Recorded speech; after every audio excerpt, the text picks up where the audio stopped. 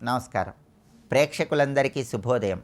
ఈనాటి శుభయోగం శీర్షికన సోమవారం సందర్భంగా పరమేశ్వరుణ్ణి అష్టమూర్తి స్వరూపాలలో ఏ విధంగా ఆరాధన చేయాలో, అష్టమూర్తిగా పరమేశ్వరుణ్ణి పూజిస్తే ఎలాంటి విశేషమైన శుభ ఫలితాలు కలుగుతాయో పరిశీలిద్దాం. పరమేశ్వరుడు ప్రధానంగా పంచభూతాలు, గాలి, నీరు, నేల, నిప్పు, ఆకాశం, సూర్యుడు, చంద్రుడు, ఆత్మ, ఈ 8ంటికి సంకేతంగా అష్టమూర్తిగా భక్తులందరినీ అనుగ్రహిస్తున్నాడు. ఈ అష్టమూర్తి స్వరూపాలలో అగ్నిస్వరూపానికి సంబంధించినటువంటి క్షేత్రం తిరువన్నామలై క్షేత్రం.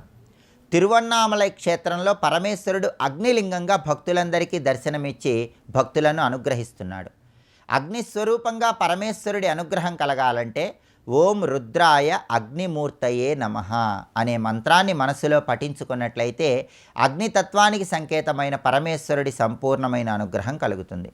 అలాగే పరమేశ్వరుడి భూతత్వానికి సంకేతంగా శివకంచిలో ఏకామ్రేశ్వరుడిగా పరమేశ్వరుడు భక్తుల్ని అనుగ్రహిస్తున్నాడు.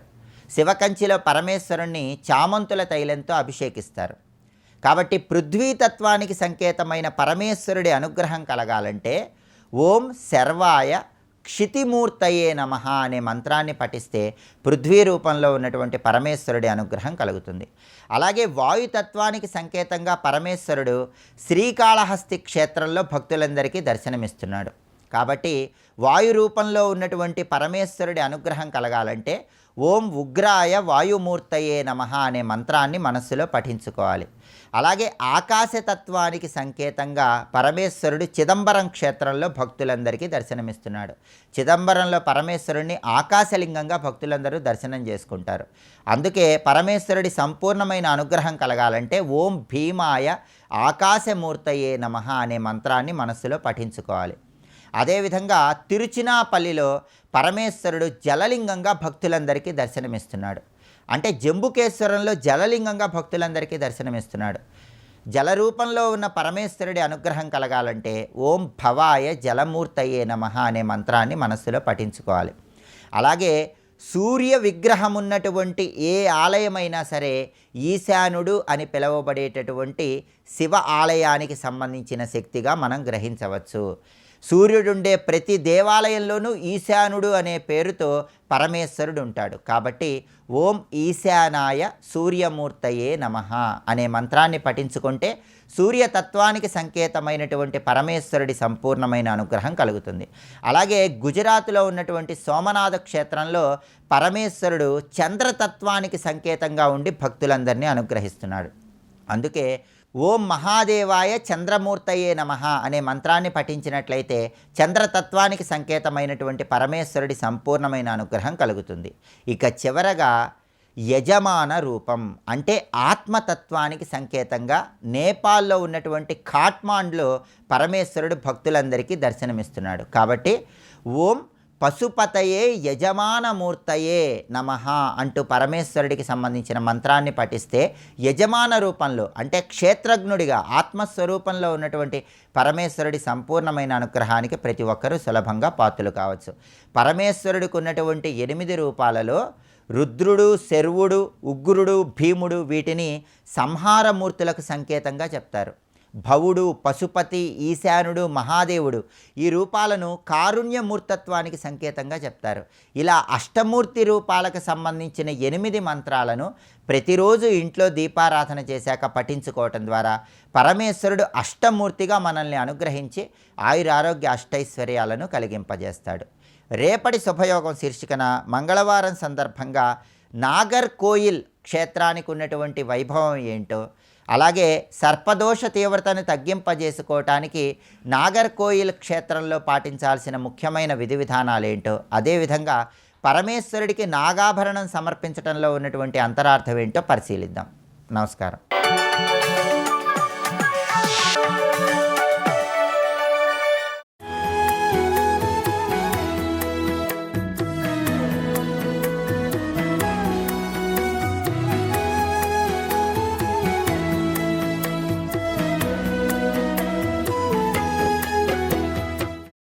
కర్మని ఫలాన్ని కూర్చుతూ ఒకదానికి కారణము దాని యొక్క కార్యం, ఆ కార్యం మరొక దానికి కారణమై ఆ వెళుతూ ఉన్నటువంటి స్వరూపంలో ఆ కలనం చేసే శక్తి పేరు కాలము అని చెప్పారు ఇక్కడ. కానీ కాలం అనే మాటకి చాలా చాలా అర్థాలు ఉన్నాయి. ఒక్క కాలానికే 10 రకాల అర్థం శాస్త్రం చెప్పింది ఇక్కడ.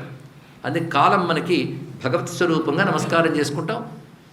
కాలోస్మి లోకక్షయకృత్ ప్రవృద్ధ అని, కాలమే నా స్వరూపమని, కాల కలయతాం అహం అని భగవానుడు భగవద్గీతలోని విభూతి యోగంలో సెలవిచ్చాడు ఇక్కడ. అది కాలము అంటేనే భగవత్ స్వరూపం. కానీ కాలంలో కృతత్రేత ద్వాపర కలి అని ఎందుకు వచ్చిందంటే, కాలానికి కనబడుతున్న లక్షణాలు బట్టి పేర్లు ఏర్పరిచారు. ఇప్పుడు కాలం ఒకటే, దాని మంచి చెడు దానికేముండదు. కాలంలో మనం అనుభవిస్తున్న మంచి చెడులు బట్టి వాటికి ఆ పేర్లు పెట్టుకుంటున్నాం పోల్చుకోవడానికి.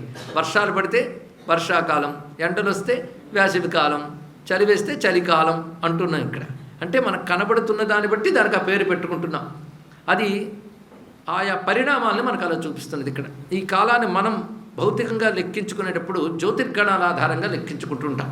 ఈ జ్యోతిర్గణాలంటే మనకి సూర్యచంద్రగమనాలు ప్రధానంగా ఏర్పరచుకొని వాటి మానవుల ప్రకారంగా పగలు రాత్రి, వారము అంటే ఇక్కడ 7 రోజులు, పక్షము, మాసము, అయనము, సంవత్సరము, ఇవన్నీ కూడా వేదము ఏర్పరిచిన పద్ధతి ఇక్కడ.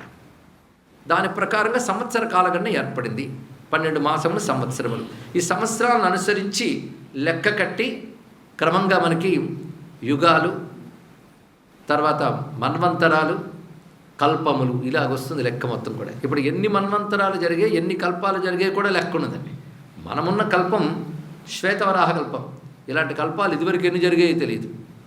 ఇప్పుడు మనం చూస్తున్న సృష్టి అంతా కూడా శ్వేతవరాహ కల్పానికి సంబంధించిన సృష్టిని మనం చూస్తున్నది. ఈ శ్వేతవరాహ కల్ప సృష్టి నిన్న మొన్నటిది కాదు. ఈ శ్వేతవరాహ కల్పం ఎప్పుడు ప్రారంభమయ్యిందో కూడా లెక్క చెప్పిన ఒకే ఒక్క సంస్కృతి భారతీయ సంస్కృతి మాత్రమే. ఇప్పటికి మీరు పంచాంగం వచ్చినప్పుడు వెంటనే గోచార ఫలితాలు అవి చూస్తాం, కానీ ఈ సంవత్సరాన్ని రాజవుడు, మంత్రవుడు, ఫలితాలు ఏమిటాయి ఇవి చూస్తాం, కానీ అసలు ఆదిలోనే రాస్తాడు. ఇలా ప్రారంభమైంది శ్వేతవరాహకల్పం ప్రారంభం. ఇప్పుడు ఎన్ని సంవత్సరాలు గడిచాయి, ఎన్ని మన్వంతరాలు గడిచాయి, ఈ లెక్కంతా ఉంటుందండి మనకి. అంత స్పష్టంగా లెక్క ఉంది. అంటే పరంపరగా లెక్క కడుతూ వచ్చినటువంటి ఒకానొక సంప్రదాయం, ఆ సంప్రదాయాన్ని అనుష్ఠించి అధ్యయనించిన జాతి ఉండడం వల్ల ఇక్కడ ఆ లెక్క స్పష్టంగా లభించింది. ఇప్పుడిప్పుడు పరిశీలించి తెలుసుకుంటున్నారు ఏంటంటే, ఖచ్చితంగా సృష్టి ఎప్పుడు ప్రారంభమైందని విజ్ఞాన శాస్త్రవేత్తలు చెప్తున్నారో ఆ లెక్కకు సరిగ్గా సరిపోతున్నది ఈ కల్పాది కాలము అని ఇప్పుడు రుజువు అవుతుంది ఇక్కడ. అంటే ఈ కల్పం ఎప్పుడు ప్రారంభమైంది చెప్తున్నారు. ఇదివరకు సృష్టి కల్పాల గురించి తెలుసుకోవచ్చు పురాణాల ద్వారా, కానీ ఒక ఆనవాళ్ళు కూడా చూపించలేము మనం. ఎందుకంటే కల్పాలు కల్పాంతకాలంలో లయించిపోయి నశించిపోయి ఇప్పుడు మనం ఈ కల్పంలో చూస్తున్నాం మాత్రమే. ఈ కల్పంలో కూడా అనేక యుగాలు ఇప్పటికి వెళ్ళిపోయి, ఇప్పుడు ఎన్ని యుగాలు వెళ్ళాయో ఈ కల్పంలో మనం చూస్తూ ఉంటే, మన రోజు సంకల్పంలో చెప్పుకున్న రామాత్రం గుర్తున్నదేనా చెప్తే శ్వేతవరాహ కల్పే వైవస్వత మన్వంతరే అన్నాం. అంటే ఇప్పుడు మన్వంతరము, వైవస్వత మన్వంతరం, మొత్తం మన్వంతరాలు ఏంటంటే 14 మన్వంతరాల్లో ఇది 7వ మన్వంతరం అని స్పష్టమైపోతుంది ఇక్కడ. వైవస్వత మన్వంతరే అష్టావింశతితమే కలియుగే. ఒక్క మన తెలుగునాట తప్ప మొత్తం భారతదేశంలో అందరూ కూడా అష్టావింశతమే కలియుగే అంటారు. ఇక్కడేమిటో కలియుగే అనేస్తుంటారు. తప్పండి. ఒక్కసారి మీరు తమిళనాడు వెళ్ళినా ఉత్తరాది కాశీరాటి క్షేత్రాలకు వెళ్ళినా అష్టావింశతితమే కలియుగే అంటాడు ఇక్కడ. అంటే 28వ కలియుగము అన్నాడు ఇక్కడ. 28వ కలియుగం అంటే ఇప్పుడు ఎన్ని కలియుగాలు అయ్యాయి? కల్పంలో 7వ మన్వంతరంలోనే ఎన్ని కలియుగాలు అయ్యాయి చూడండి, 28 అయ్యాయి.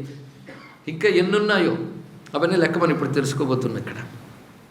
అంటే ఎన్ని కలియుగాలు అయ్యాయో, ఇంచుమించు కలియుగ లక్షణాలను ఒకేలాగా ఉంటాయి, ఇంచుమించు కృతయుగ లక్షణాలను ఒకేలా ఉంటాయి, ఇంచుమించు త్రేతాద్వాపర లక్షణాలు కూడా ఉంటాయి. అంటే అప్పుడు వాళ్ళే ఇప్పుడు వస్తారని లేదు, అప్పుడు లక్షణాలు ఇప్పుడు కనిపిస్తాయి. ఎందుకంటే ఇదివరకు వర్షాకాలంలో వచ్చిన దోమ ఈ వర్షాకాలంలో వచ్చిన దోమ ఒకటి కాదు. ఆ దోమలు ఈ దోమలే. కానీ వర్షాకాలం మాత్రం ఒకటి, లక్షణాలు మాత్రం ఒకటే. తెలిసింది కదా ఇక్కడ లక్షణాలు. అలాగే కలికాలం అన్నప్పుడు మనం ఈ లక్షణాలు మాత్రం గోచరిస్తుంటాయి. ఇది పరిశీలించవలసింది. ఎంత అద్భుతమైన మహర్షుల విజ్ఞానం అండి ఇది. కాలాన్ని కొన్ని వేల సంవత్సరాల క్రితం లెక్క కట్టి ఇప్పుడే ఏదో ఇదంతా ఎవాల్వ్ అవుతున్నట్టు మాట్లాడటం ఎంత సంకుచితమైన జ్ఞానం. విస్తారమైన కాలం యొక్క జ్ఞానాన్ని చూసి ఇప్పుడు మేము ఈ కల్పం గురించి చెప్పిన లెక్క కూడా మామూలు మానవులకు అందదే. ఇలాంటి కల్పాలు ఎన్నో గడిచాయంటే కాలం యొక్క అనంతత్వాన్ని తెలుసుకోవాలి ఇక్కడ. అనంత కాలాన్ని నడుపుతున్న వాడు అనంత కాల రూపుడై జీవుల కర్మలకి ఫలాన్నిచ్చే పరమేశ్వరుడు ఇంకే అనంతుడు అని తెలుసుకుని నమస్కరించుకో అన్నాడు ఇక్కడ. అయితే భాగవతంలోనూ విష్ణు పురాణంలోనూ ఇత్యాది గ్రంథాల్లో ఈ సృష్టి క్రమము కాలము గురించి ఇంచుమించు అన్ని పురాణాల్లో ఉందండి. ఇంచుమించు అన్ని పురాణాల్లోనే. అందుకే ఇప్పుడు ఈ కాలం గురించి మాట్లాడంటే అన్ని పురాణాల సారము చెప్పాలి. చిత్రం ఏంటంటే ఒక పురాణానికి వైరుధ్యం లేదు. ఇంచుమించు అన్నీ ఒకటే మనకు చక్కగా అందిస్తున్నాయి. కొన్ని చోట్ల కొన్ని విశేషాలు చెప్పేయే తప్ప ఒకదాని కూడా విరుద్ధం మాత్రం లేదు ఇక్కడ. అలా పరిశీలించినట్లయితే ఇంత కాలంలో వచ్చే మార్పుల్ని, ఈ విశ్వం సృష్టి ఎన్ని రకాలుగా ఉంది, ఎన్ని లోకాలు ఉన్నాయి, వివరాలన్నీ ఎందుకు చెప్తున్నావయ్యా అని అంటే గొప్ప భాష్యకారులు గొప్ప మాట చెప్పారు. ఇవన్నీ ఎప్పుడూ ఒకేలా ఉండవు, మారిపోతూ వస్తూ ఉంటాయి కనుక వేటికి స్థిరత్వం లేదన్న జ్ఞానం నీకు కలగడం కోసం, తద్వారా నీకు వైరాగ్యం కలగడం కోసం, ఈ సృష్టి అంతటికి ఆధారమైన పరమేశ్వర చైతన్యం ఒకటి ఉందని తెలిసి దానిపై భక్తి కలగడం కోసం దీన్ని చెప్తున్నాను అని చెప్పిందండి ఇక్కడ. ఇది ఆలోచించవలసిన గొప్ప అంశం. అందుకే ఏది విన్నా నీకు కావలసినది ధర్మం పట్ల దృష్టి కలగాలి, ప్రపంచం పట్ల వైరాగ్యం కలగాలి, భగవంతుడి పట్ల ప్రేమ కలగాలి, నీ స్వస్వరూపం తెలియాలి. 4 కోసమే కూర్చుని వినాలండి. మరొక్కసారి చెప్పనా? ధర్మం పట్ల శ్రద్ధ కలగాలి, ప్రపంచం పట్ల వైరాగ్యం కలగాలి, పరమాత్మ పట్ల ప్రేమ పెరగాలి, ఆయనే నీ ఆత్మస్వరూపుడు అనే జ్ఞానం తెలియాలి. ఇంతే జీవుడికి కావలసినది. అది ఇవ్వడానికి పురాణం పుట్టింది, మరొకటి కాదు. ఇలాగా పురాణములు సృష్టి విస్తారం చేయడానికి భాష్యంకి ఆధారం ఏమిటి, వ్యాఖ్యానానికి ఆధారం ఏమిటి? ఆదిశంకర భగవత్పాదులు గారు మొత్తం సృష్టిక్రమ విస్తారం అంతా చెప్తూ దేనికి చెప్పారు, ఇన్ని లోకాల వర్ణనలు ఎందుకు చేశారంటే వైరాగ్య నిమిత్తం అన్నాడు ఒకటే.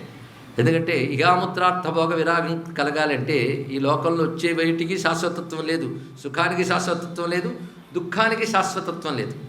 ఏ వ్యక్తుల వల్ల, ఏ విషయాల వల్ల, ఏ సంఘటనల వల్ల సుఖదుఖాలు కలుగుతున్నాయి అనుకుంటున్నావో ఆ వ్యక్తులకి, విషయాలకి, సంఘటనలకి శాశ్వతత్వం లేదు.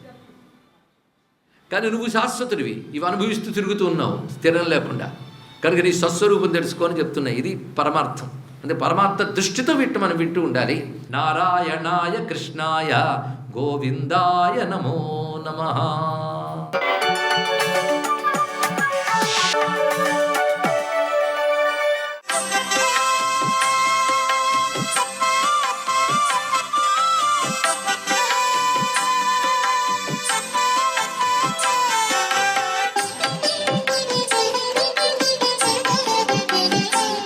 శ్రీమాత్రే నమః.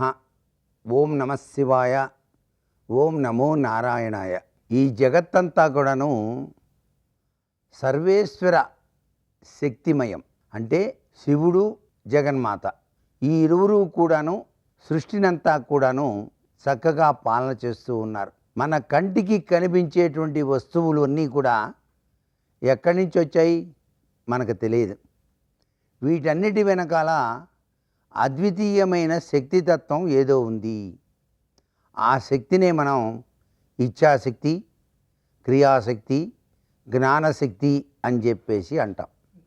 ఈ 3 కలయికల మేలి తత్వం శివ శక్తుల యొక్క తత్వచింతన రీత్యానే ఈ సృష్టి అంతా కూడాను జరిగి తీరుతోంది. కాబట్టి శివశక్త్యా యుక్తో యతి భవతి శక్తః ప్రభవితుం అన్నారు. శక్తి లేనిదే ఒక్క అడుగు కూడాను ఎవ్వరం ముందుకు వేయలేం, సాక్షాత్తు శివుడు కూడా అని చెప్పేసి. అందుచేత శక్తి స్వరూపిణి అయినటువంటి ఆ జగన్మాతను మనం నిత్యం కూడాను శ్రీమాత్రే నమః అని చెప్పేసి ఆరాధన చెయ్యాలి. ఎవరైతే నిత్యం తన కన్న తల్లిదండ్రులకు నమస్కారం చేసి శ్రీమాత్రే నమః అని చెప్పేసి మనసు నిండా తలుచుకుంటారు, ఏ వ్యక్తి అయితే తల్లి సేవను చక్కగా చేసుకుంటాడు, తండ్రి సేవను చక్కగా ఆచరిస్తాడు, ఆ వ్యక్తి జీవితం 3 పువ్వులు 6 కాయలుగా విరాజిల్లుతుంది. విధి వ్రాసిన దుర్వ్రాతను సైతం తొలగించేటువంటి శక్తి ఆ తల్లిదండ్రులకు మాత్రమే ఉన్నది. వారు సాక్షాత్తు శివపార్వతులుగా భావన చేయాలి. అందుకే మానవ జీవితంలో ఏ వ్యక్తి అయినా సరే తన సొంత జన్మనిచ్చినటువంటి తల్లిదండ్రుల యొక్క రుణాన్ని తప్పనిసరిగా తీర్చుకొని తీరాలి. ఏ తల్లికి ఎవరైతే సేవ చేస్తారో అది జన్మ జన్మాంతరాల పుణ్యాన్ని ప్రసాదింపజేసి తీరుతుంది అని సాక్షాత్తు అమ్మవారే తన దివ్యవంతమైన అనుగ్రహాన్ని ప్రసాదించింది. ఆ తల్లికి సేవ చేయటం కూడాను ఎన్నో జన్మల సుకృత పుణ్యం ఉంటేనే లభ్యపడుతుంది, అందరికీ వల్ల కాదు కదా అని కూడా ఆ జగన్మాత మనకు తెలియజేస్తోంది. సర్వే జనా సుఖినో భవంతు.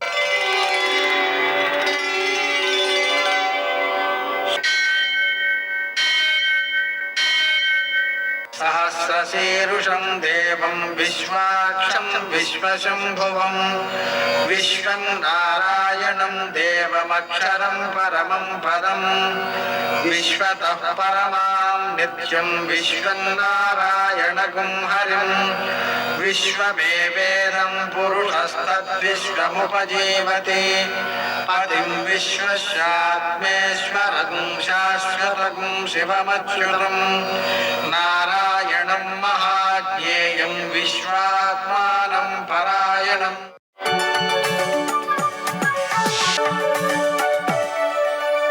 सूर्यशौर्यमथेन्दुरिन्द्रपदवी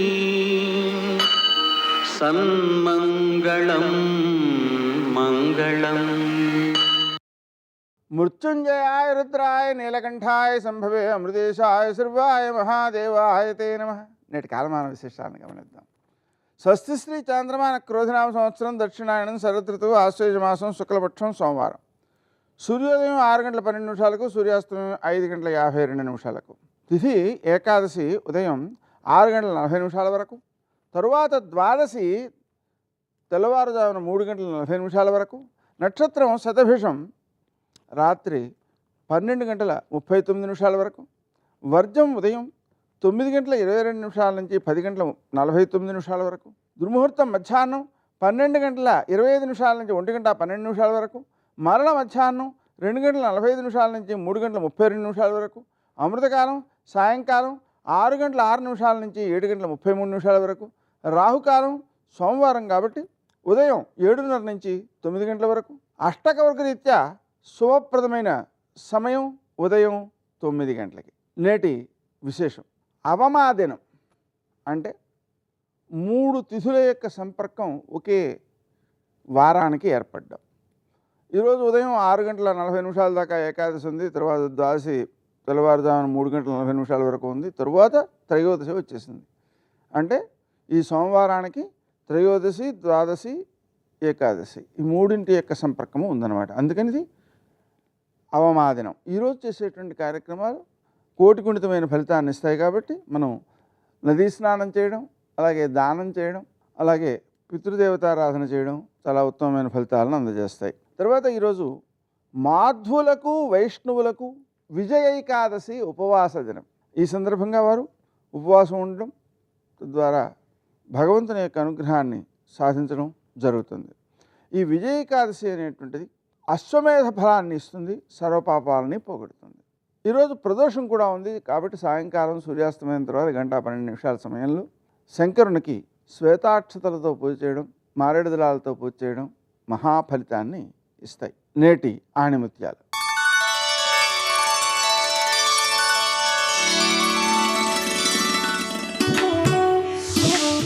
లక్ష్యాన్ని సాధించలేని జ్ఞానం నిరుపయోగమైనది.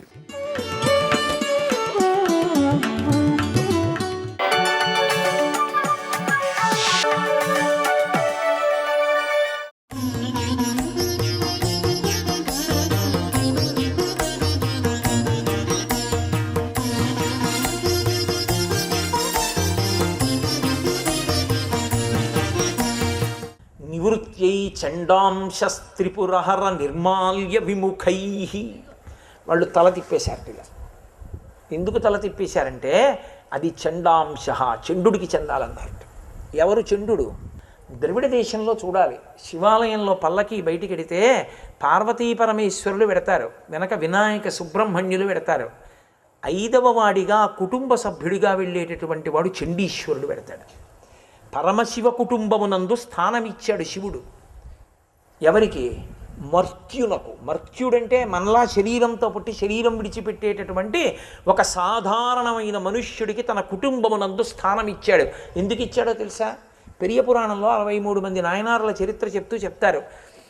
ఒకానొక చోట శైనలూరు అని ఒక గ్రామం ద్రవిడ దేశంలో.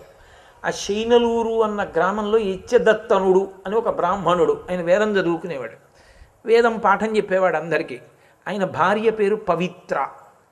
ఆ పవిత్ర యచ్చదత్తనుల యొక్క దంపతులకు ఒక కుమారుడు జన్మించాడు. ఆయన పేరు విచార శర్మ. ఏమి పేరులో నిజంగా! విచారణ అంటే బస్సు ఎప్పుడు వస్తుందని అడగడం కాదు, విచారణ అంటే బ్రహ్మతత్వమును తెలుసుకుంటారు, బ్రహ్మ జిజ్ఞాస, దానికి విచారణ. ఆయన వేదం చదువుకున్నాడు, వేదంలో గోసూక్తం చదువుకున్నాడు. అబ్బా, ఆవెంత గొప్పది తెలుసుకున్నాడు. ఆయనకి గోవు కనపడితే ప్రాణం. ఎందుకని? ఈ లోకంలో పరదేవతయే గోవుగా తిరుగుతూ ఉంటుంది. అందరూ కామాక్షి గుళ్ళోకి వెళ్ళి అమ్మవారికి అన్నం పెట్టలేరు. ఒక ఆవు అరటిపండు పెట్టారనుకోండి, ఏ ఫలితం వేస్తారంటే పరదేవతకే అరటిపండు పెట్టాడని వేస్తారు. అందుకే ఆశ్రమ అధికారముతో సంబంధము లేకుండా అందరూ పూజ చెయ్యగలిగిన పరదేవతా స్వరూపమే గోవు. ఆయన గోవు వైభవం విన్నాడు. ఆ గోవుని దూడతో కలిసి వెడుతున్నటువంటి ఒక ఆవుని ఆ కాపలా కాసేటటువంటి వ్యక్తి కర్ర పెట్టి కొడుతున్నాడు. ఆయన చూశాడు, చూసి అరే రే గోవుని కొడతావేరా, చాలా దోషం రా, అది పరదేవతా స్వరూపం, గోవుని కొట్టకూడదన్నాడు. అయితే నువ్వు కాయి ఆవునన్నాడు. అంతకన్నా భాగ్యమా, నేను కాస్తాను ఆవులు అన్నాడు. అని ఈ విచార శర్మ ఆవుల్ని తీసుకుని వెడుతున్నాడు. ఒక అత్తి చెట్టు కింద పెద్ద బీడు, అక్కడ పచ్చగడ్డి ఉండేది, అక్కడ మేపుతూ ఇతను కూర్చుని స్వరంతో వేదం చెప్పేవాడు. స్వరంతో వేదం చెప్పడం అంటే మాటలు కాదు, ఎంత అద్భుతంగా ఉంటుందో. శ్రీశైల దేవస్థానంలో ఒక సామవేద పండితుడు ఉన్నాడు. ఆయన వేదం సామవేదం చదువుతారు. ఆ సామవేదం చదివేటప్పుడు ఆయన చేతిలో వీణ ఉన్నట్లుగా నటన చేస్తూ వీణ ఇలా మీటుతున్నట్టుగా మంత్రం చెప్తారు. మీకు వీణానాదం వినపడుతుంది. అలా చదువుతారు సామవేదం. శాంతి, సామ అంటే శాంతి.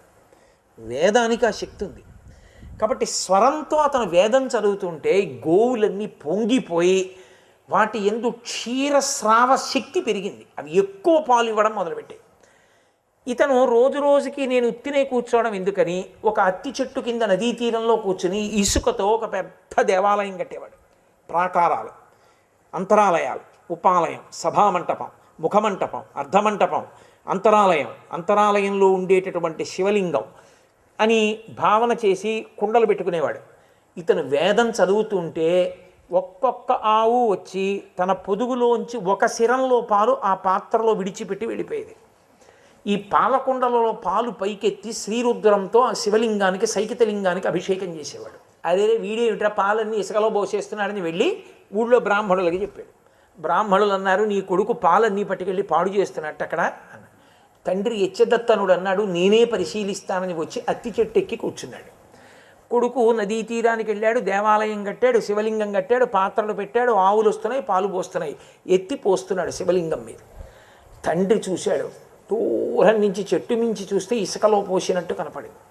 పరిగెత్తుకొచ్చాడు, ఒరే విచార శర్మ అని గట్టిగా అరిచాడు. ఆయనకి వినపడలా, తాదాత్మ్యతలో ఉన్నాడు అభిషేకంలో. కోపం వచ్చి ఒక్క తన్ను తన్నాడు ఆ క్షీరఘటాలని, దేవాలయాన్ని. ఈశ్వరాభిషేకం చేస్తున్న పాత్ర తన్నాడు, ఆలయాన్ని తన్నాడు. ఈ కాళ్ళు ఉండకూడదు, ఉంటే తండ్రి రాబో కాలంలో చాలా దోషం పొందుతాడు.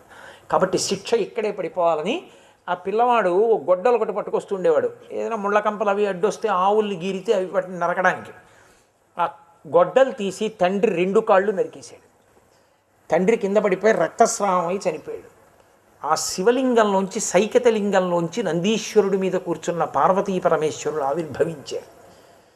నాయన, వేదం యొక్క శక్తిని నిరూపించావు, నా మీద ఇంత భక్తితో ధర్మాన్ని నడిపావు, కాబట్టి నీకు నా కుటుంబంలో 5వ సభ్యుడిగా స్థానం ఇస్తున్నాను. సర్వం శ్రీ ఉమామహేశ్వర పరబ్రహ్మార్పణమస్తు. స్వస్తి.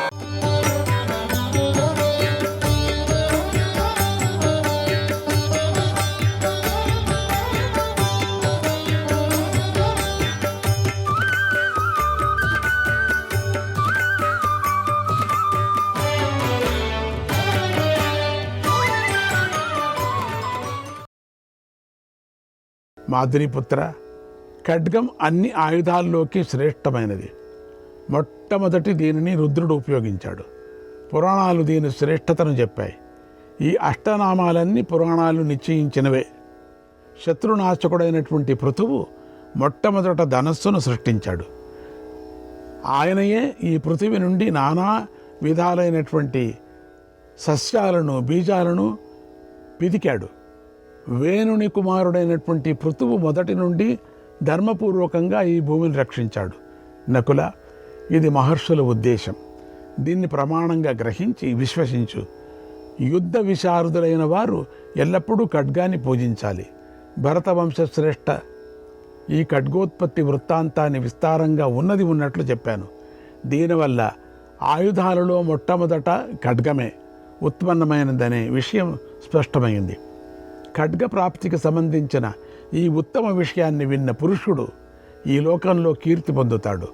దేహత్యాగానంతరం అక్షయ సుఖం పొందుతాడు అని భీష్మ పితామహుడు అన్నాడు. శ్రీకృష్ణాయ పరమాత్మనే నమః. 167వ అధ్యాయం. ఈ గీత 6 వలన కలిగినది కావున షడ్జ గీత. ఇప్పుడు మనం షడ్జ గీతను వినబోతున్నాం. వైశంపాయనుడు చెప్పాడు, జనమేజయ, తర్వాత యుధిష్ఠిరుడు తన నివాసానికి వెళ్ళి తన 4 సోదరులు విదురుడు ఉండగా ఇలా ప్రశ్నించాడు. లోక ప్రవృత్తి తరచుగా ధర్మ, అర్థ, కామావిముఖంగా ఉంటుంది కదా. ఈ మూడింటిలో ఏది శ్రేష్టం, ఏది మధ్యమం, ఏది అల్పం? ఈ మూడింటిని జయించాలంటే ప్రత్యేకించి మనస్సును దేని మీద నిలపాలి? మీరందరూ ఉత్సాహంతో, సంతోషంగా ఈ ప్రశ్నకు తగిన రీతిగా సమాధానం ఇవ్వండి అన్నాడు. అప్పుడు మహాపండితుడైనటువంటి విదురుడు ధర్మశాస్త్రాన్ని స్మరించి మొట్టమొదట ఇలా చెప్పసాగాడు. బాహుశ్రుత్యం తపస్త్యాగః, బాహుశ్రుత్యం తపస్త్యాగః, శ్రద్ధా యజ్ఞ క్రియా క్షమా, శ్రద్ధా యజ్ఞ క్రియా క్షమా, భావశుద్ధిర్దయా సత్యం, భావశుద్ధిర్దయా సత్యం, సంయమశ్చాత్మ సంపదః, సంయమశ్చాత్మ సంపదః. రాజా, అనేక శాస్త్రాల పరిశీలనం, తపస్సు, త్యాగము, శ్రద్ధ, యజ్ఞము, క్షమ, మనశ్శుద్ధి, దయ, సత్యం, ఇంద్రియ నిగ్రహం అనేవి ఆత్మ సంపదలు. యుధిష్ఠిరా, నీవు వీటినే సంపాదించు. వీటి మీద నుంచి నీ తపస్సు మరలకూడదు. అంటే ధర్మానికి, అర్థానికి ఇవే మూలం. నా ఉద్దేశంలో ఇదే పరమపదం. ధర్మంతోనే ఋషులు సంసార సముద్రాన్ని దాటారు. లోకాలన్నీ ధర్మంలోనే ప్రతిష్ఠితలై ఉన్నాయి కూడా. ధర్మంతో దేవతలు అభివృద్ధి పొందారు. ధర్మం మీదనే అర్థం నిలుస్తుంది. రాజా, ధర్మమే ఉత్తమ గుణం, అర్థం మధ్యమం అంటారు, కామం అన్నిటికంటే తక్కువది అని విద్వాంసులు చెబుతారు. కాబట్టి ధర్మాన్ని వశం చేసుకొని ధర్మాన్ని తన ప్రధాన లక్ష్యంగా చేసుకోవాలి. మనం మన కోసం ఎలా ప్రవర్తిస్తామో అలాగే సర్వప్రాణుల విషయంలో ప్రవర్తించాలి అన్నాడు విదురుడు.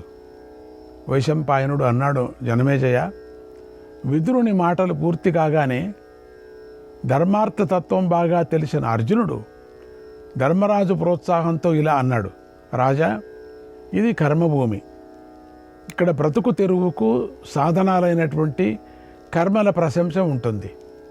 వ్యవసాయం, వ్యాపారం, గోరక్షణ, వివిధాలైనటువంటి శిల్పాలు, ఇవన్నీ అర్థప్రాప్తికి సాధనాలు. సర్వకర్మలను అతిక్రమించకుండా అనుష్ఠించటంలో అర్థమే సహాయకారి అవుతుంది. అర్థం లేకుండా ధర్మకామాలు సిద్ధించవని శృతి చెబుతూ ఉన్నది. ధనంతో ధర్మానుష్ఠానం చేస్తూ ఇంద్రియజయం లేనివానికి దుర్లభాలైనటువంటి కోరికలను తీర్చుకోగలడు ధనికుడు. ధర్మకామాలు అర్థానికి 2 అవయవాలు అని వేదం చెబుతున్నది. ధనప్రాప్తితోనే ఆ 2 సిద్ధిస్తాయి. సర్వప్రాణులు ఎల్లప్పుడూ బ్రహ్మదేవుని ఉపాసించినట్లు ఉత్తమ జాతీయులైనటువంటి వ్యక్తులు కూడా నిరంతరము ధనవంతులనే సేవిస్తుంటారు. తలలు జడలు కట్టించుకొని ఇంద్రియాలను జయించి మనస్సు వశం చేసుకున్న వారు శరీరం అంతా బురద పూసుకొని గుండు చేయించుకున్న నైష్టిక బ్రహ్మచారులు కూడా ధనాకాంక్షతో ప్రత్యేకంగా ఉంటారు. ఇంకొక విధం వ్యక్తులు ఉన్నారు, వారు స్వర్గకాంక్షలు. వంశపరంపరంగా వచ్చినటువంటి నియమనిష్టాలను పాటిస్తూ తమ తమ వర్ణాశ్రమ ధర్మాలను అనుష్ఠిస్తూ ఉంటారు కూడా. అలాంటి వారు కూడా ధనాకాంక్షతో ఉంటారు. ఇంకా కొంతమంది ఆస్తికులు, నాస్తికులు, అనేక విధాలైనటువంటి నియమాలు కలవారై ధనాకాంక్షతో ఉంటారు. అర్ధ ప్రాధాన్యం తెలియకపోవడం, అర్థ ప్రాధాన్యం అంటే డబ్బుది తమోమయమైనటువంటి అజ్ఞానం. అర్థ ప్రాముఖ్యం తెలియటం తేజోమయమైనటువంటి జ్ఞానం అవుతుంది. తన సేవకులకు ఉత్తమ భోగాలను కల్పిస్తూ శత్రువులను దండించి వారిని వశం చేసుకునేవాడే అసలైన ధనికుడు. ఓ మహారాజా, ఇది నా అభిప్రాయం అన్నాడు అర్జునుడు. వైశంపాయనుడు చెప్పాడు. తర్వాత ధర్మార్థ విషయాలలో ప్రవీణులైనటువంటి నకుల సహదేవులు ఇలా చెప్పారు. మహారాజా, మానవుడు కూర్చున్నా, పడుకున్నా, తిరుగుతున్నా, నిలిచిన ఉపాయాలతో ధనాదాయం ఉందే అంటే డబ్బుల ఆదాయం పటిష్టం చేసుకోవాలి. దుర్లభము, అత్యంత ప్రియమైనటువంటి అర్థసిద్ధి కలిగిన మానవుడు లోకంలో తన కోరికలను అన్నిటినీ తీర్చుకుంటాడు. ఇది లోకానుభవం, ఇందులో సందేహం లేదు. ధర్మయుక్తమైనటువంటి ధనము, ధనంతో కూడిన ధర్మము నిజంగా మీకు అమృత తుల్యం అవుతుంది. ఇది మా ఇద్దరి ఉద్దేశం. నిర్ధనుడి యొక్క కోరికలు ఎప్పటికీ నెరవేరు. ధర్మహీనుడికి ధనం ఎలా లభిస్తుంది? అధర్మంతో కూడిన అర్థం కలవాడిని చూసి లోకం భయపడుతుంది. కాబట్టి మానవుడు మనస్సును నిగ్రహించుకొని జీవితంలో ధర్మానికి ప్రాధాన్యమిస్తూ మొదట ధర్మాన్ని ఆచరించి తర్వాత ధనం సంపాదించాలి. ధర్మపారాయణుని మీదనే సమస్త ప్రాణులకు విశ్వాసం ఉంటుంది. అందరూ విశ్వసించినప్పుడే మానవుడికి సమస్త కార్యాలు స్వయంగా సిద్ధిస్తాయి. మొదట స్వధర్మాన్ని ఆచరించాలి, తర్వాత ధర్మయుక్తమైన అర్థాన్ని సంపాదించాలి, తర్వాత రెండింటికి ఆనుకూల్యం సంపాదించుకొని కామభోగాలు అనుభవించాలి. అప్పుడు అతడు త్రివర్గ సంగ్రహంతో సఫలుడవుతాడు అన్నారు ఆ నకుల సహదేవులు. వైశంపాయనుడు ఇలా అన్నాడు. నకుల సహదేవులు ఇలా చెప్పి విరమించుకున్నారు. తర్వాత భీమసేనుడు ఇలా చెప్పాడు. కోరిక లేనివాడు ధనం కావాలని అనుకోడు, కోరిక లేనివాడు ధర్మం కోరడు, కోరిక లేనివాడు భోగాలను కూడా కాంక్షించడు. కాబట్టి ధర్మార్థ కామాలలో కామమే శ్రేష్టం. ఏదో ఒక కోరికతోనే ఋషులు తపస్సులో తత్పరులవుతారు. పండ్లు, దుంపలు, ఆకులు తిని ఉంటారు. గాలి ఆహారం తీసుకొని ఇంద్రియాలను నియమిస్తారు. మరికొంతమంది కోరికతోనే వేదాలను, ఉపవేదాలను అధ్యయనం చేసి వాటిల్లో పారంగతులైనటువంటి విద్వాంసులు అవుతారు కదా. కోరికతోనే శ్రాద్ధ కర్మలు, దానాలు, యజ్ఞాలు, దానాలు తీసుకోవటంలోనూ ప్రవృత్తులు అవుతారు కదా. వ్యాపారాలు, వ్యవసాయదారులు, గోపాలకులు, వడ్రంగులు, శిల్పులు, దైవ కార్యకర్తలు కోరికతోటే తమ తమ పనుల్లో మగ్నులవుతారు. కోరిక గలవారే సముద్రంలో దూకుతారు. కామానికి వివిధ రూపాలు ఉన్నాయి. అన్ని పనులు కామంతోనే నిండున్నాయి. సర్వప్రాణులు కామాధీనాలే. వారికంటే భిన్నమైన కామల లేని ప్రాణి ఎక్కడా లేడు, ఇక ముందు ఉండబోదు. ధర్మార్థాలు రెండూ దీనిలోనే ఉన్నాయి. పెరుగులోని సారం వెన్న అయినట్లు ధర్మార్థ సారం కామం. నువ్వుల పిండి కంటే నువ్వుల నూనె, మజ్జిగ కంటే నెయ్యి, చెట్టు కంటే దాని పండ్లు, పూలు శ్రేష్టాలైనట్లు ధర్మార్థాల కంటే శ్రేష్టమైనది కామము. పూల కంటే వాటిలో ఉండేటువంటి తేనె వంటి రసం శ్రేష్టమైనట్లు ధర్మార్థాల కంటే కామం శ్రేష్టమైనది. ఆశ, కామం ధర్మార్థాలకు కారణం కాబట్టి ఇది ధర్మార్థ రూపం అవుతుంది. ఏదో ఒక కోరిక లేకుండా, అంటే కామం అంటే అదే కదా కోరిక. ఏదో ఒక కోరిక లేకుండా బ్రాహ్మణులు ఉత్తమమైన అన్నం కూడా తినరు. ఏ కోరిక లేకుండా ఎవరు బ్రాహ్మణులకు దానంగా ఇవ్వరు, ధనం ఎప్పటికీ ఇవ్వరు. లోకంలో ప్రాణుల కృత్యాలు, చేష్టలు వాటిలో ఏ కోరిక లేకుండా జరగవు. కాబట్టి త్రివర్గంలో కామానికే ప్రధాన స్థానం లోకంలో కనిపిస్తుంది. కాబట్టి రాజా, నీవు కామాన్ని ఆశ్రయించి అందమైనటువంటి ఆహార్యం, అలంకారాలు గల స్త్రీలతో రమించు. మనం ఈ జగత్తులో కామాన్నే శ్రేష్టమని భావించాలి. ధర్మపుత్ర, నేను బాగా లోతుగా ఆలోచించి ఇలా నిశ్చయించాను. నేను చెప్పిన దానిని వేరు విధంగా మీరు భావించవద్దు. కాబట్టి గొప్పవారు కూడా వాటిని స్వీకరిస్తారు. ధర్మార్థ కామాలను సమానంగానే సేవించాలి. వాటిల్లో ఒకదాని ఎందే శ్రద్ధ గలవాడు అధమ వ్యక్తి, వాటిలో రెండింటినీ సేవించేవాడు మధ్యముడు. త్రివర్గంలో సమానంగా ఆసక్తి గలవాడు ఉత్తముడని నా అభిప్రాయం అన్నాడు. మేధావి అయిన భీముడు, మహాత్ముల నుండి నానా ధర్మాలు విన్నవాడు, ధర్మాత్ములలో శ్రేష్ఠుడు ధర్మరాజు అయిన యుధిష్ఠిరుడు క్షణంకాలం అందరూ చెప్పిన మాటలను చక్కగా పరిశీలించి చిరునవ్వుతో ఇలా చెప్పాడు. ఆప్తులారా, మీరు ధర్మశాస్త్ర సిద్ధాంతాలను బాగా ఆలోచించి ఒక నిశ్చయానికి వచ్చారు అనటంలో సందేహం లేదు.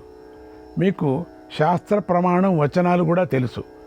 మీ అందరి అభిప్రాయాలు తెలుసుకోవాలని అడిగితే మీరు మీ సిద్ధాంతం అంతా చెప్పారు. అవి అన్నీ నేను జాగ్రత్తగా విన్నాను. ఇప్పుడు నా మాటలు కూడా ఏకాగ్ర మనస్కులే వినండి. పాపపుణ్యాలలో నిమగ్నుడు కానివాడు, ధన సంపాదనలో, ధర్మంలో, కామములో తత్పరుడు కానివాడు, సర్వదోషరహితుడైనటువంటి మనుష్యుడు, దుఃఖాన్ని సుఖాన్ని ఇచ్చేటువంటి సిద్ధి సంపదల నుండి ముక్తుడైతే అప్పుడు మట్టి బంగారాల మీద సమాన భావం కలవాడవుతాడు కదా. పూర్వజన్మంలో జరిగిన దానిని గుర్తు తెచ్చుకునేటువంటి వారు, ముసలితనంలో ఉన్నవారు, నానా విధాలైనటువంటి సాంసారిక దుఃఖానుభవంలో మునిగి తేలిన మానవులు ముక్తిని మాత్రమే ప్రశంసిస్తారు. కానీ మనకు ఆ మోక్ష విషయం బొత్తిగా తెలియదు. ఆసక్తి కలవాడికి ఎప్పటికీ ముక్తి కలుగదని స్వయంభూవైనటువంటి బ్రహ్మదేవుడు చెప్పాడు. ఆసక్తి లేని జ్ఞాని మోక్షం పొందుతాడు. కాబట్టి ముముక్షువులు దీన్నే ఇష్టమైందని, ఇష్టం కాదని భావించరాదు. ఇలా ఆలోచించడమే మోక్షానికి ప్రధానమైన ఉపాయం, కానీ స్వేచ్ఛాచారం కాదు. విధి నన్ను నియోగించిన పనినే నేను చేస్తాను. విధాత సర్వప్రాణులను విభిన్న కార్యాలు చేయటానికే ప్రేరేపిస్తాడు కదా. కాబట్టి విధియే బలవత్తరమైనది అని మీరు అందరూ తెలుసుకోండి. మానవుడు కర్మ ద్వారా పొందరాని అర్థాన్ని పొందలేడు. కావలసినది ఏదో అది తప్పక అవుతుందని మీరు అందరూ తెలుసుకోండి. త్రివర్గరహితుడైన మానవుడు తాను పొందవలసింది తప్పక పొందుతాడు. కాబట్టి మోక్షానికి గూఢమైన ఉపాయం జ్ఞానం మాత్రమే జగత్తుకు నిజమైన మేలు కలిగిస్తుంది అన్నాడు. వైశంపాయనుడు చెప్పాడు, జనమేజయ, యుధిష్ఠిరుడు చెప్పింది చాలా ఉత్తమము, యుక్తియుక్తమము, మనస్సులో నిలిచిపోయేది. దాన్ని చక్కగా తెలుసుకొని సోదరులందరూ హర్షధ్వనాలు చేశారు. వారందరూ యుధిష్ఠిరునకు చేతులు జోడించి నమస్కరించారు. జనమేజయ మహారాజా, యుధిష్ఠిరుడు చెప్పిన మాటలతో ఎలాంటి దోషం లేదు అని, అది మనస్సుకు తగినది కావటం వల్ల దాన్ని విన్న రాజులందరూ యుధిష్ఠిరుని ప్రశంసించారు. మహాపరాక్రమవంతుడైనటువంటి యుధిష్ఠిరుడు విశ్వాసపాత్రులైనటువంటి రాజులను, బంధువులను ప్రశంసించాడు. తర్వాత మళ్ళీ ఉదార మనస్సు గల గంగానందుడైనటువంటి భీష్ముని సమీపించి మళ్ళీ వెళ్ళాడు అక్కడికి. అంటే ఆయన దగ్గరికి వెళ్ళి కొన్ని ధర్మాలు తెలుసుకోవటం, మళ్ళీ రాత్రి వచ్చి వీళ్ళంతా చర్చ చేయటం, రాత్రి వచ్చి ఆనందిని పడుకోవటం కాకుండా రాత్రంతా మళ్ళీ దాన్నే చర్చించుకోవటం. వాళ్ళందరూ ధర్మపురుషులు కదా. కాబట్టి భీష్ముని సమీపించి ఉత్తమ ధర్మాలను గురించి ప్రశ్నించాడు. శ్రీకృష్ణాయ పరమాత్మనే నమః. 168వ అధ్యాయం. యుధిష్ఠిరుడు అడిగాడు, పితామహ, ఎలాంటి మానవులు సౌమ్యులు, ఎవరిని ప్రేమించటం మేలు? ఇప్పుడు ఇక ముందు కూడా ఉపకరించటంలో ఎవరు సమర్థులవుతారు? మిత్రులున్న చోట ధన సమృద్ధి కానీ, సమీప బంధువులు కానీ అంతగా ఉపయోగపడరు అని నా నమ్మకం. దుర్లభోహి సుహృచ్ఛ్రోత, దుర్లభోహి సుహృచ్ఛ్రోత, దుర్లభచ్చహిత సుహృత్, దుర్లభశ్చ హిత సుహృత్ ఏతద్ధర్మభృతాం శ్రేష్ఠ ఏతద్ధర్మభృతాం శ్రేష్ఠ సర్వం వ్యాఖ్యాతు మర్హసి సర్వం వ్యాఖ్యాతు మర్హసి. హితాన్ని వినే మంచి మనస్సు గల మిత్రుడు, మేలు చేసే హితుడు దుర్లభుడు కదా అని అన్నాడు. భీష్ముడు చెప్పాడు, రాజా యుధిష్ఠిరా, మైత్రి చేయదగిన మానవులను స్నేహం చేయదగని వారిని గూర్చి చెబుతాను విను. పినాసివాడు క్రూరుడు, స్వధర్మం వదిలినవాడు, మోసగాడు, నీచుడు, పాపపు పనులు చేసేవాడు, అందరినీ సందేహించేవాడు, సోమరి, ఆలస్యం చేసేవాడు, కుటిలుడు, నింద్యుడు, ఆపద కలిగినప్పుడు వదిలి వెళ్ళేవాడు, దుర్మార్గుడు, అన్ని వైపులా చెడుచూపు పెట్టేవాడు, వేదాలను నిందించేవాడు, ఇంద్రియాలను ఇష్టం వచ్చినట్లు వదిలి లోకంలో తన ఇష్టం వచ్చినట్లు తిరిగేవాడు, అబద్ధాలు చెప్పేవాడు, మాట నిలుపుకోనివాడు, అసూయపరుడు, ఈర్ష్యపడేవాడు, చెడు ఆలోచనలు చేసేవాడు, దుష్ట స్వభావుడు, మనోనిగ్రహం లేనివాడు, దుష్టుడు, ధూర్తుడు, మిత్రులకు కీడు చేసేవాడు, ఎల్లప్పుడూ ఇతరుల సొత్తు అపహరించేవాడు, తన శక్తిని అనుసరించి ఇచ్చేవారిపై సదా సంతృప్తి చూపనివాడు, మందబుద్ధి అంటే శక్తి మీరి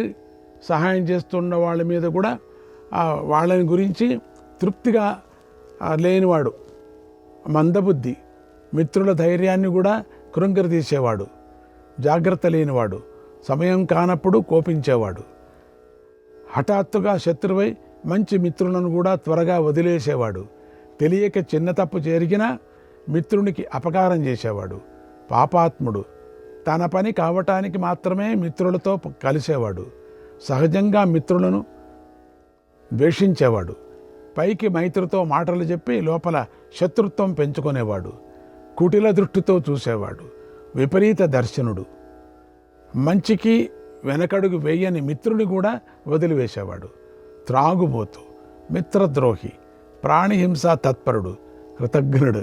ఈ లక్షణాలు గల అధముడితో ఎప్పుడూ సంధి చేసుకోకూడదు. ఇతరుల దోషాలను వెతికేవాడు కూడా సంధికి పనికిరాడు. ఇప్పుడు సంధి చేసుకోదగిన వారిని గురించి చెప్తాను విను.